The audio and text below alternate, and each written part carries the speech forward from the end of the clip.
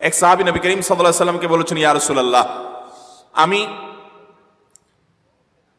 অনেক আমল করতে চাই, কিন্তু আমার দুর্বলতা আছে, আমি পারি না। ধরুন আমি দান করতে চাই, আল্লাহ তাআলা অনেককে অনেক টাকা পয়সা দিয়েছে, তারা দান সাদাকা করে, মসজিদ মাদ্রাসা করে, কল্যাণমূলক কাজ করে, কিন্তু আমি পারি না ইয়া রাসূলুল্লাহ, আমার দুর্বলতা আছে, আমি কি করব? খুব গুরুত্বপূর্ণ একটা হাদিস। ইয়া রাসূলুল্লাহ, আমার দুর্বলতা আছে, অনেক আমলের ক্ষেত্রে আমি করতে পারি না। কারো শারীরিক দুর্বলতা থাকতে পারে যে তিনি রাত জেগে ইবাদত করতে চান কিন্তু কুলায় উঠতে পারেন না। তিনি দিনভর নফল রোজা রাখতে চান, কিন্তু এইরকম অসুস্থ মানুষ যে তিনি সেটা পারেন না। অনেকে অনেক আমল করতে চান কিন্তু সাধ্য নাই। নবী আলাইহিস সালামের কাছে এক সাহাবী যখন এই কথা বললেন, ইয়া রাসূলুল্লাহ, আমার সাধ্যের ঘাটতি আছে, অভাব আছে, কিন্তু ইচ্ছার কোনো ঘাটতি নাই, আমি অনেক আমল করতে চাই ইয়া রাসূলুল্লাহ, কিন্তু পারি না। তখন নবী করিম সাল্লাল্লাহু আলাইহি সাল্লাম তাকে বলেছেন, তুমি কোনো মানুষকে কষ্ট দেওয়া থেকে বিরত থাকবে, শুধুমাত্র এই একটা বিষয়কে খেয়াল করবে যে আমার দ্বারা কারোর কষ্ট যেন না হয়, কারোর অসুবিধা যেন না হয়। এই বিষয়টা যদি তুমি খেয়াল করো, তাহলে সেক্ষেত্রে এটা কোনো কাজ না, এটা হলো একটা অন্যায় থেকে নিজেকে দূরে রাখা। শুধুমাত্র সতর্ক থাকলে, চৌকান্না থাকলে যে কারো ডিস্টার্ব হচ্ছে কিনা, অসুবিধা হচ্ছে কিনা, বাস এই মানসিকতা নিয়ে যদি তোমার দিন পার করতে পারো, রাত করতে পারো, সপ্তাহ মাস পার করতে পারো, জীবনটা পার করতে পারো, যে তুমি সবসময় সতর্ক, সচেতন, চৌকান্না, তুমি চার চোখ ছয় চোখ নিয়ে থাকো যে আমার দ্বারা কারোর যেন কষ্ট না হয়, এই কাজটা যদি তুমি করতে পারো, তাহলে সেক্ষেত্রে এই কাজটা তোমার আমল নামাকে সাদাকার সওয়াব দিয়ে পরিপূর্ণ করে দিবে। তোমার অনেক আমলের সাধ্য নাই, কিন্তু সে আমল করার সওয়াব আল্লাহ তাআলা তোমাকে এই শুধুমাত্র মানুষকে কষ্ট দেওয়া থেকে তুমি বিরত থাকলে এর মাধ্যমে তুমি সেই সওয়াব পেয়ে যাবে। নবী করিম সাল্লাল্লাহু আলাইহি সাল্লামের কাছে একবার বলা হলো, ইয়া রাসূলুল্লাহ, ফুলানা, আমাদের এখানে একজন মানুষ আছেন, তিনি অনেক ইবাদত বন্দেগী করেন। খেয়াল করবেন, ওই মানুষটা অনেক কি করে, অনেক নফল রোজা রাখে, অনেক নফল নামাজ পড়ে, প্রচুর ইবাদত বন্দেগী করে, ওনার ইবাদত বন্দেগীর কোনো ঘাটতি নাই, কিন্তু তিনি তার প্রতিবেশীকে কষ্ট দেয়, প্রতিবেশীর সাথে সম্পর্কটা ভালো না। নবী করিম সাল্লাল্লাহু আলাইহি সাল্লাম বলেছেন, হিয়া ফিন্নার, তিনি জাহান্নামে যাবেন।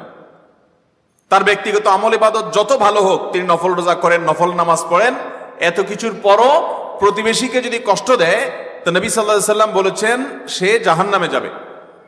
এরপরে বলা হয়, ইয়া রাসূলুল্লাহ, আরেকজন আছে যিনি মৌলিক মোটা মোটা 5 ওয়াক্ত ফরজ নামাজ পড়েন, অতিরিক্ত নফল নামাজ পড়তে সুযোগ পান না, তিনি হারাম কাজগুলো থেকে বেঁচে থাকেন, অন্যান্য ছোটখাটো অন্যান্য নফল আমলগুলো করার সুযোগ পান না, কিন্তু তার দ্বারা কোনো মানুষ কষ্ট পায় না। প্রতিবেশীর ব্যাপারে তিনি খুব অ্যালার্ট থাকেন যে আমার দ্বারা কোনো কষ্ট আমার প্রতিবেশীর হচ্ছে কিনা। নবী সাল্লাল্লাহু আলাইহি সাল্লাম বলেছেন এই লোকটা জান্নাতে যাবে।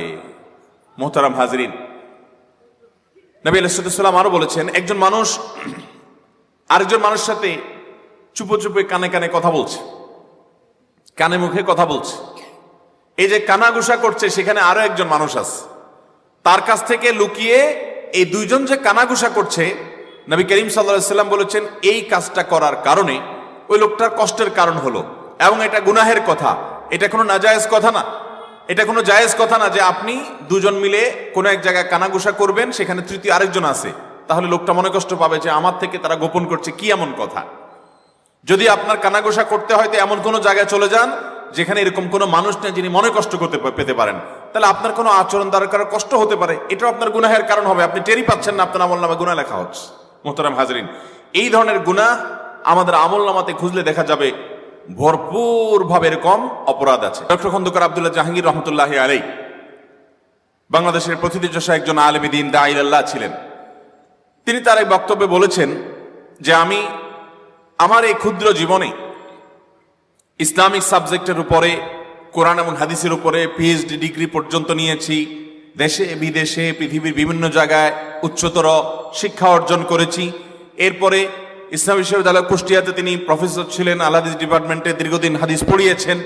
তিনি বলেছেন, কোরআন এবং হাদিস ঘাটার আমার যে অভিজ্ঞতা, আমার সকল অভিজ্ঞতার নির্যাস যদি আমি এক লাইনে বলি, তাহলে আমি বলবো গোটা ইসলামের নির্যাস হলো আল্লাহ রাব্বুল আলামিনের একত্ববাদ প্রতিষ্ঠিত করার পর, তাওহীদ এবং ঈমানকে ঠিকঠাক করার পর, বিশুদ্ধ করার পর, মৌলিক মোটা দাগে ইসলামের রোকন এবং মেইন কয়েকটা ফরজ আমল করার পর আল্লাহ তাআলাকে সবচাইতে বেশি খুশি করা যায়, আল্লাহ তাআলা বেশি সন্তুষ্ট হন বান্দা যখন মানুষের উপকার করে। আর শিরকের পর অন্যান্য মোটা দাগে যে বড় বড় কাবিরা গুনাহগুলো আছে সেগুলোর পর যেই কাজে আল্লাহ সবচেয়ে বেশি অসন্তুষ্ট হন, সবচেয়ে বেশি নারাজ হন, সবচেয়ে বেশি বান্দার উপরে রাগান্বিত হন, সেটা হলো মানুষ যখন কোনো মানুষকে কষ্ট দেয়। মোহতারাম হাজরিন, এই বিষয়টাকে আমরা ভালো কাজ, অর্থাৎ মানুষকে কষ্ট না দেওয়াটাকে ভালো কাজ আমরা মনে করি না, আর মানুষকে কষ্ট দেওয়াটা যে গুনাহের কাজ এটাও আমরা গুনাহ মনে করি না।